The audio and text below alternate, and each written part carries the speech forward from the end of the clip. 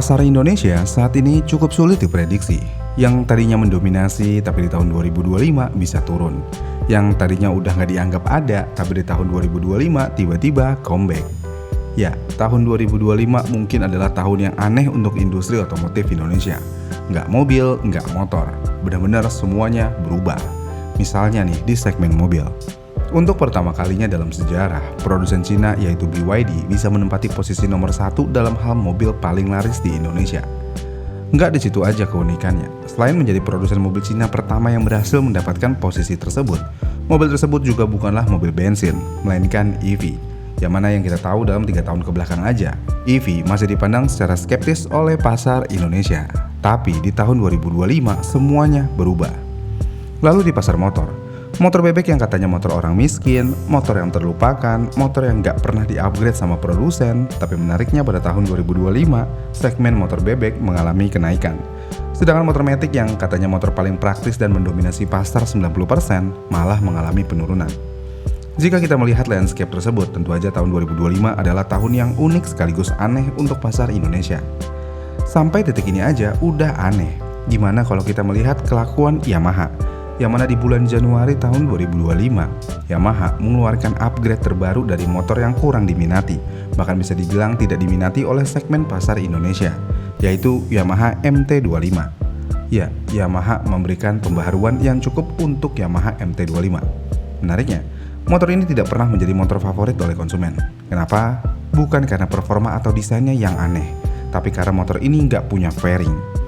Ya jelas lah, namanya juga seri MT, nggak mungkin punya fairing.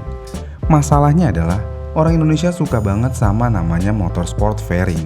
Dan hal ini kita bisa lihat penjualan antara motor sport fairing dan non-fairing. Yang mana motor sport fairing pernah mengalami masa kejayaan yang luar biasa. Sedangkan motor naked sport tidak pernah mendapatkan kesempatan tersebut. Bahkan saking menyedihkannya segmen ini, Kawasaki yang notabene produsen yang sangat idealis dalam hal desain motor dan produknya karena mereka hanya fokus di motor batang, Kawasaki mensuntik mati Kawasaki Ninja Z250. Ya, ini adalah versi naked dari ZX250. Kenapa disuntik mati? Jawabannya jelas, karena peminatnya sangat sedikit. Kemudian selain Kawasaki, Honda nih sang peniru ulung, punya CBR 250RR. Secara logika dan secara pasar, seharusnya Honda mengeluarkan CBR 250RR naked. Kenapa? Ya karena emang patternnya begitu, dan hal ini juga sebenarnya wajar aja dilakukan oleh produsen karena perubahan yang diperlukan untuk membuat naked sport nggak terlalu banyak dari yang sport fairing. Apalagi jika kita melihat Honda demen banget bikin varian berbeda dari motor yang sama. Misalnya Honda Beat dengan Honda Beat Street, Vario 125 dengan Vario 125 Street. Dengan hal itu, seharusnya Honda bermain di segmen ini juga, yaitu naked sport 250cc. Tapi sampai detik ini, Honda tidak ada niatan untuk membuat CBR 250RR naked. Dengan kondisi ini jadi jelas, naked sport 250cc pasarnya benar-benar kecil banget di Indonesia. Tapi kenapa? Kenapa Yamaha malah tetap mempertahankan MT25? Bukan sekedar mempertahankan, tapi Yamaha terus melakukan upgrade Yamaha MT25-nya. Padahal ini motor kurang laku di pasar Indonesia. Jawaban sederhananya adalah idealis. Yamaha walaupun bermain di segmen entry level, tapi mereka memiliki idealisnya sendiri. Dan hal ini kita bisa lihat dengan produk-produk Yamaha. Dan hal yang paling kelihatan adalah hybrid. Kita semua hampir setuju kalau hybrid Yamaha adalah hal nggak guna dan nggak penting karena emang fungsinya hampir tidak berpengaruh apa-apa terhadap performa. Tapi walaupun begitu, walaupun teknologi ini penuh dengan hujatan, Yamaha tetap mempertahankan fitur ini. Bukan sekedar mempertahankan, tapi Yamaha juga membranding abis-abisan hybrid miliknya. Dan hal ini juga dilakukan oleh Yamaha dengan MT25-nya. Yang mana jika Yamaha mensuntik mati MT25 layaknya Kawasaki yang menyuntik mati Z250, Yamaha akan kehilangan identitas di sini. Identitas apa yang harus dijaga? Jawabannya adalah identitas MT series. Ya, Yamaha memiliki MT series dari MT15 sampai MT10. Aneh ya namanya, MT15 150cc, sedangkan MT10 malah 1000cc. Tapi kan Yamaha terus melakukan hal ini karena Yamaha Indonesia menjadi pusat produksi motor ini untuk di pasar global. Iya sih, tapi yang kita lupa adalah yang diekspor mayoritas adalah MT3, bukan MT25. Walaupun secara keseluruhan hampir sama, tapi kan mesinnya beda, yang berarti Yamaha harus melakukan penyesuaian lagi di motornya. Dan kalau ada penyesuaian lagi, line produksinya kemungkinan besar akan berbeda. Jadi ya mempertahankan MT25 karena pasar ekspor sebenarnya enggak juga. Karena Yamaha MT25 nggak bisa diekspor secara global, cuma di negara-negara tertentu aja.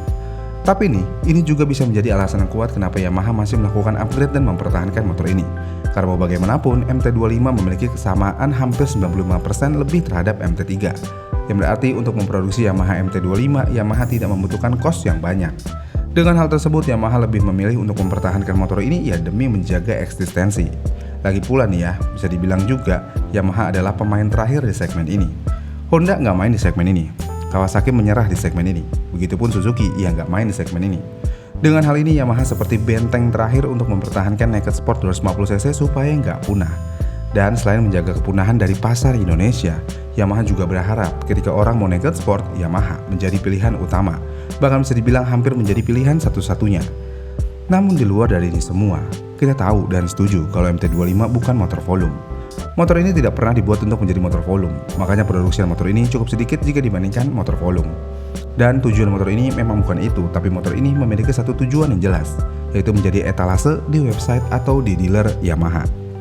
Jadi gini, ketika kalian ingin belanja, mau itu belanja online atau offline, ketika kalian masuk ke suatu toko, jika barangnya sedikit dan kalian lagi nggak niat belanja, kalian kemungkinan besar tidak akan lama di toko tersebut dan cabut gitu aja. Ini berbeda jika toko tersebut memiliki barang yang banyak. Kalian akan menghabiskan waktu untuk melihat-lihat lebih lama di sana. Dan mungkin aja kalian akan membeli satu barang yang dirasa bagus atau unik. Nah, disinilah fungsi motor nggak laku Yamaha tapi masih dipertahankan. Kita bisa bandingkan ya. Jika kalian lihat website Yamaha Indonesia nih sebagai contoh. Ketika kita masuk websitenya, kita langsung diperlihatkan produk kategori. Setelah kita klik Maxi misalnya, dalam page tersebut ada sekitar 7 motor yang muncul. Kemudian kita ke Classy ada 2, di segmen Matic ada 6, di segmen Sport ada 6, di segmen Off-Road ada 5, bahkan di segmen Moped yang mana ini adalah segmen yang lumayan tertinggal dan kurang dilirik, tapi di website Yamaha masih tersedia 3 motor. Jika dilihat dari hal yang ada, Yamaha memberikan produk yang sangat banyak di Indonesia dan ini menjadi hal yang cukup menarik sebenarnya. Coba kita bandingkan dengan Suzuki. Ketika kalian masuk ke website Suzuki, kalian langsung disuguhi pilihan motor yang terlihat banyak. Tapi yang menyedihkan di sini adalah ketika kalian mencoba klik lihat semua model. Mungkin ekspektasi kalian akan dilempar ke page lain. Tapi sayangnya ketika menu itu diklik, kalian cuma akan digiring ke page bawah. Dan kalian cuma akan diperlihatkan 9 motor doang. Dari contoh ini aja, jelas mempertahankan etalase produk sangat penting untuk sebagai pengikat. Bahkan Honda pun juga melakukan yang sama seperti Yamaha, yang mana mereka mengkategorikan motornya di websitenya dan Honda tetap mempertahankan motornya yang tidak laku seperti Honda Sonic. Dan untuk mempertahankan kalau mereka memiliki banyak motor, mereka bahkan punya menu Big Bike dan kalau kalian klik, kalian akan dilempar ke page khusus Big Bike. Dengan hal tersebut sangat jelas mempertahankan motor yang tidak laku hanya untuk jadi etalase sebenarnya bisa menjadi hal yang sangat penting untuk penjualan motor lainnya. Iya kan? Jadi ya walaupun motor ini nggak laku atau bahkan nggak ada penjualannya sekalipun, Yamaha tidak ada alasan yang kuat untuk menyuntik mati motor ini. Dan alasan terkuatnya tentu aja untuk menjaga generasi keluarga MT dan untuk menjadi etalase.